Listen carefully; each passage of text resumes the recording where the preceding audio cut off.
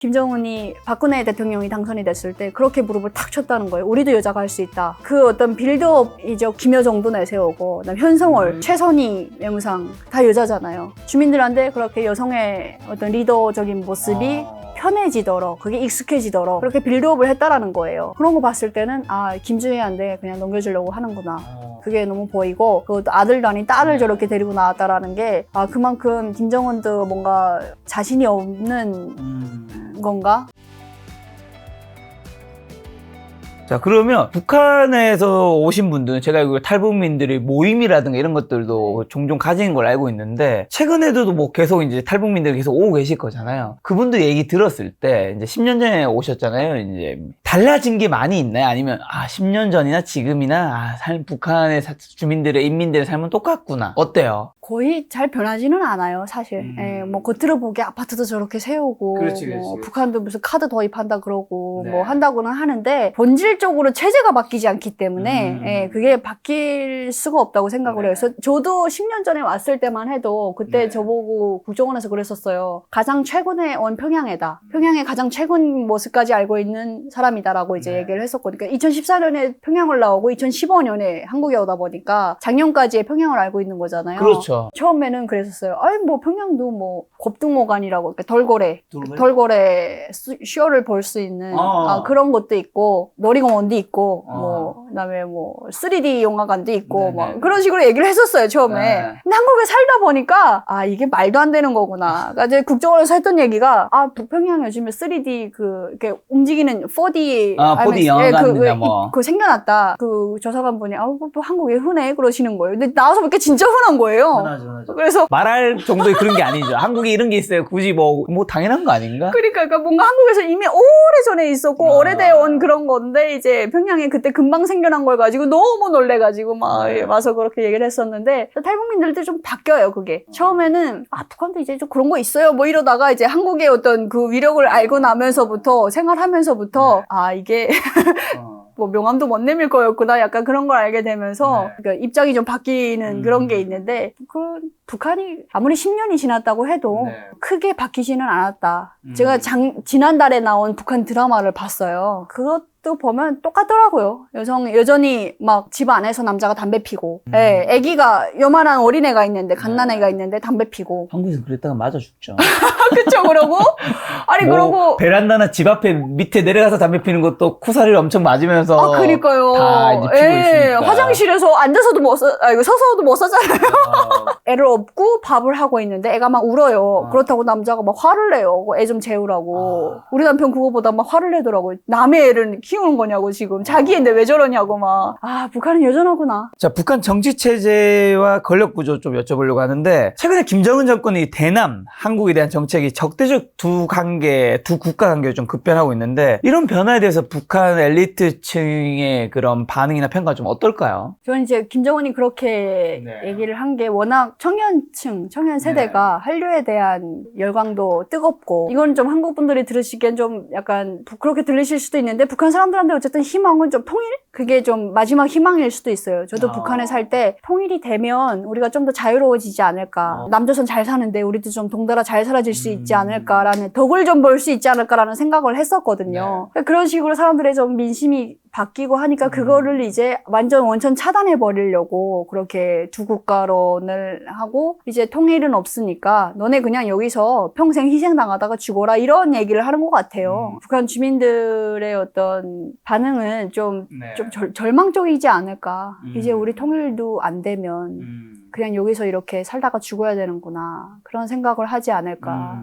최근에 김정은 위원장 공개 활동 시에 경호 수위가 좀 높아졌다고 하는데, 그 이유는 뭘까요? 사실 그냥 본인의 불안이 그렇게 나타나는 거예요. 심리적 불안이. 북한 안에서 워낙 김정은 사람들은 누가 어떻게 하겠어? 맞아요. 너무 잘 세뇌가 됐기 때문에 그게 손가락질 하는 것조차도 엄두를 못 내는 사람들이에요. 근데 그런 사람들 놓고 내부에는 김정은을 제거할 만한 저는 없다고 봐요. 근데 이제 평범한 북한 주민들을 만나고 그럴 때도 그렇게 경호를 하는 걸 보면 그만큼 되게 스트레스가 심하구나. 스스로 과민?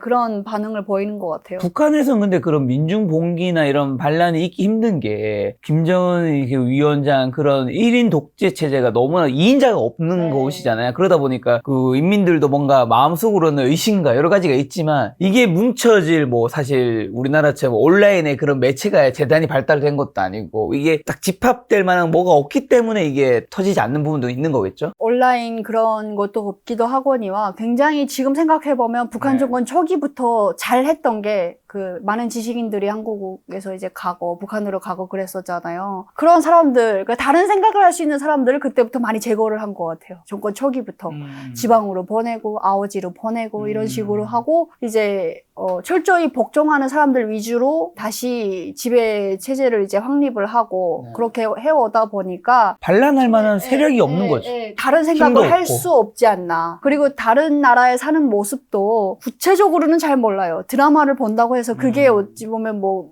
반란의 어떤 동기가 되기에는 강력하다고 보진 않거든요. 아무래도 나와서 직접 보는 것과 드라마 보는 것도 엄청난 차이가 있으니까. 우리도 이번에 뭔가 민주주의 교육이 얼마나 중요한지를 알았잖아요. 그러니까 그런 교육도 없기 때문에 그 사람들이 받는 교육이 그게 다 그냥 세뇌 교육 그게 다고. 그렇죠. 우리가 예를 들면 계엄령이라는 게 옛날에 뉴스나 뭐 책에서 봤던 것과 이번에 우리가 실제 사건을 접했을 때 그 받는 충격은 그렇죠. 완전 다른 거니까. 교육 자체가 애초에 없기 때문에 그리고 이제 한번 그런 시도를 했었다? 그러면 그 사람의 연좌제가 아직 있다 보니까 그 사돈의 8천 3대를 멸종하기 때문에 더 엄두가 안 어렵죠. 나겠죠. 김주애가 후계자로 공식화될 가능성 좀 어떻게 보시면 만약에 이게 진짜 현실화 된다면 북한 내부에 어떤 영향을 미칠 것으로 예상되시나요? 후계자가 될 거다라고 생각을 해요. 저도 그렇게 생각합니다. 왜냐하면 아니면 굳이 이렇게까지 많이 노출할 이유가 굳이 왜냐면 우리 한국 분들은 이거 여자 왜? 그럼 북한 인민들도 이거에 대한 의심이나 이런 게 들 텐데 굳이 이런 리스크를 감내하면서 계속 노출할 필요가 아들이 있다면 애초에 아들을 노출시키지 않을까?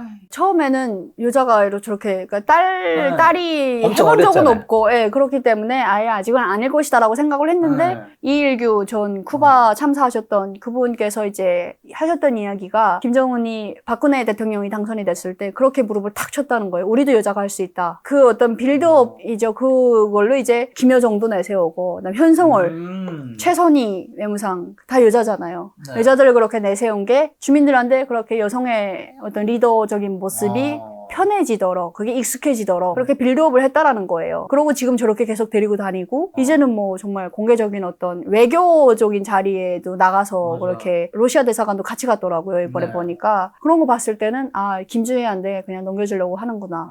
그게 너무 보이고 10살 간 넘은 애를 저렇게 데려 나와서 할 만큼 굉장히 주기가 짧아지는 거잖아요. 김일성 때는 그래도 이제 오랜 기간 같이 집권하다가 40살 넘어서 김정일이 그렇게 넘겨받았고 김정은은 20대 나이에 이렇게 나왔고 근데 나와서 보니까 자기는 더 짧을 것 같은 거예요. 자기 건강도 그렇고 이제 그러니까 10대 저 어린 딸을 그것도 아들도 아닌 딸을 저렇게 데리고 나왔다라는 게 그만큼 김정은도 뭔가 자신이 없는 건가?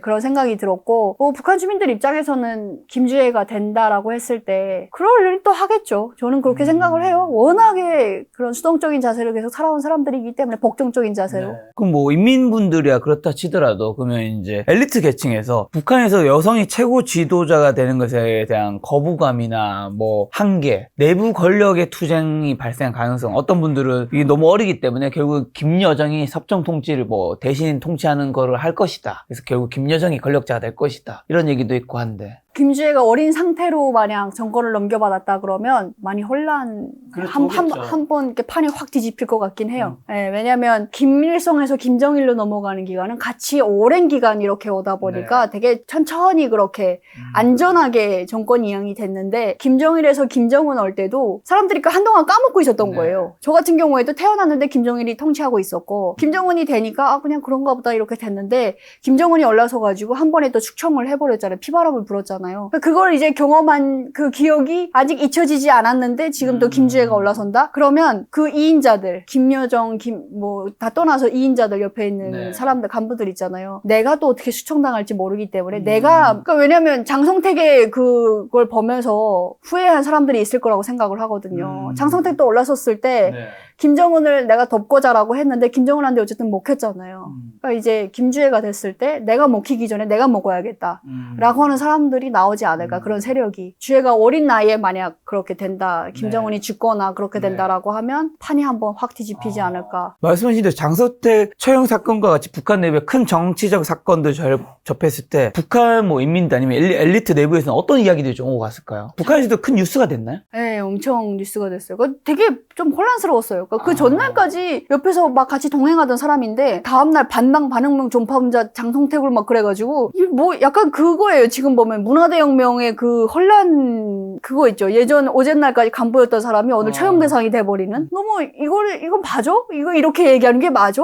그래서 이제 한번 방송을 듣고 나서야 아 이렇게 얘기하는 게 맞구나. 반당 반응명 존파문자라고 얘기하는 게 맞구나라고 이제 얘기를 했었는데 그때는 이제 간부들이 많이 좀 벌벌 떨었죠. 장성택 처형을 시작으로 해서 많은 수총 사건이 있었기 때문에 그때 간부들 사이에서는 강건에 가지 않으려면 조심해라. 그러니까 강건 군사종합학교에서 이제 처형을 대부분 했었거든요. 그래서 그때 이제 저희는 했던 게 간부가 아니어서 다행이다 라는 생각. 왜냐면 제가 아는 지인들 중에서도 여럿이 이제 부모님 따라서 지방으로 추방되거나 돌아올 수 없는 곳으로 가버리고 그런 경우가 있었기 때문에 저는 오히려 그때 우리 부모가 그나마 말단 공무원이라서 다행이다라는 생각을 했어요. 북한 엘리트 계층은 그러면 어떤 특권 가지고 방금 말씀하신 대로 어떤 불안감을 가지고 살아요? 어쨌든 평상시에는 굉장히 많은 일반 인민들 대비는 혜택을 못 그런 말이죠. 평상시에는 아무래도 부와 뭐 권력을 마음대로 누릴 수 있죠.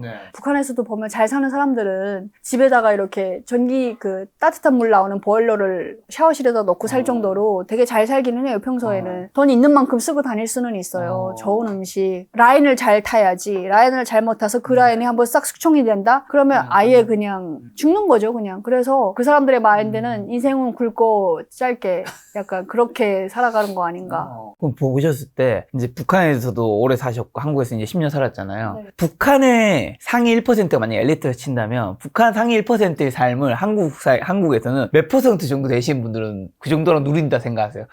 한국이 훨씬 잘 사니까 한국의 제 생각에 뭐 1%는 북한의 상위 뭐 0.01%보다 잘 살 것 같기도 한데 북한의 1% 엘리트와 비슷한 삶을 한국에서는 몇 퍼센트나 살고 있을까요? 북한에 만약 0.00001 뭐 정말 손가락이 꼽을 정도로 그렇게 사는 사람들은 아마 한국으로 치면은 좀 중산층 정도 되는 사람들일 것 같아요. 그래도 어느 정도의 자본을 이제 좀 갖고 있고 현금성 자산이라든가 이런 걸 좀 갖고 있고 뭐 그런 사람들일 거고 1%라고 했을 때는 그 사람들은 지금 저와 같은 삶이 아닐까. 서민의 삶인 거죠. 북한의 상위 1%가 한국의 그냥 일반 대부분 사는 사람들과 그쵸. 지금 이렇게 제가 막 가고 싶은데 운전해서 가고 제 차가 있어서 가고 아니면 뭐 대중교통이 좀 어렵다 그러면 택시 아무 때나 탈 수 있고 그리고 뜨거운 물 샤워 아무 때나 할 수 있고 북한 엘리트는 좀 더 일반 인민들보다 그런 혜택을 받는 것도 있지만 이런 자유도 좀 더 넓은 거예요? 돈이 있으니까 아무래도 좀 더 이동 범위가 훨씬 넓고 이런 건데 여름에도 이제 피서 같은 거를 뭐 원산을 가거나 어디를 가거나 저도 여기서 해마다 강원도 가거든요. 그러니까 지금 제가 누리고 있는 것들이 북한에서 상위 1%라고 하는 사람들이 누리던 것들이에요. 제가 너무 부러워했던. 그거를 지금 한국의 서민층에 살고 있는 제가 누리고 있기 때문에. 한국에 오셔서 어디 갈 때가 제일 좋으세요? 뭐 강원도도 있고 뭐 제주도도 있고 부산 남해 뭐 이런 쪽도 있고. 저 강원도 갈 때가 제일 강릉 뭐 여기 바다를 이제 해마다 갔었는데 주문진 바다도 그렇고 강원도에 또 산도 예쁜 산들이 많잖아요. 오대산도 갔었고 했는데 강원도는 정말 편하게 갈 수 있는. 그러니까 부산이나 남해 이건 좀 더 멀어서.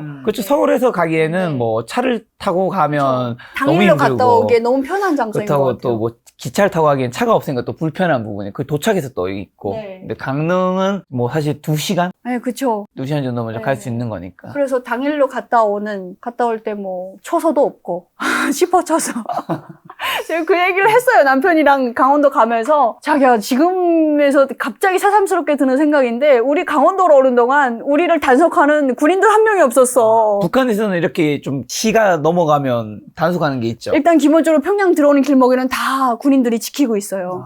그래서 들어올 때 평양 시민증이면 통과시키는데 지방 공민증이다 그러면 왜 가냐? 어디 가냐? 이게 출장 증명서가 있어야 들여보내고 정말 말도 안 되죠. 북한 내부에서도 빈부격차나 계층 간의 갈등이 존재할 텐데 이러한 불평등은 어느 정도고 체제에 대한 불만으로 이어진 경우는 없을까요? 아이러니하게도 김정은에 대한 직접적인 불만을 표출하기에는 좀 네. 위험하니까 그렇죠. 간부들에 대한 불만으로 이어지는 경우가 있어요. 우리가 이렇게 못 사는 거는 간부들이 가운데서 부정부패를 그러니까 김정은은 잘하는데 간부들이 못한다 이거예요. 예, 그래서 사실 참 김정은이 그 장성택 처형하면서 네. 이렇게 처형할 때 일반 또 백성들은 남의 일이고 그리고 그동안 그렇게 눈꼴 사나웠던 간부들이 수청되는 거기 때문에 오히려 잘한다라고 생각하는 사람들도 있었어요. 북한의 빈부격차도 굉장히 심한 편이에요.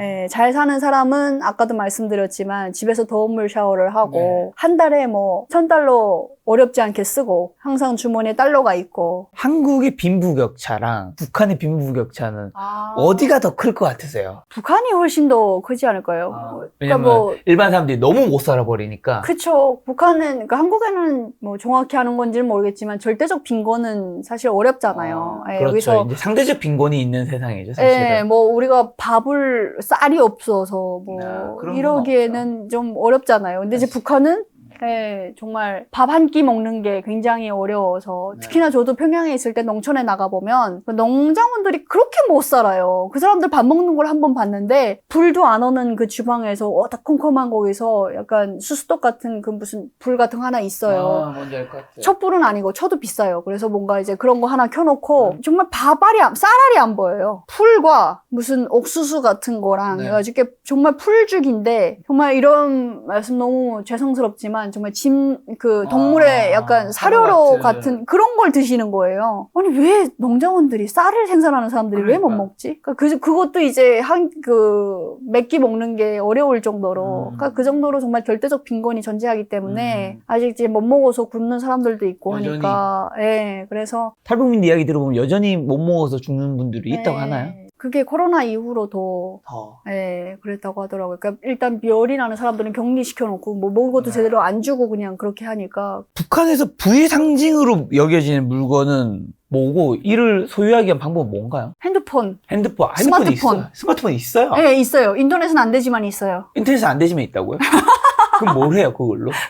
인터넷이 필요 없는 게임, 문자 보내고, 전화하고, 동영상 촬영하고, 문자는 가능하잖아요, 인터넷이 안 돼도.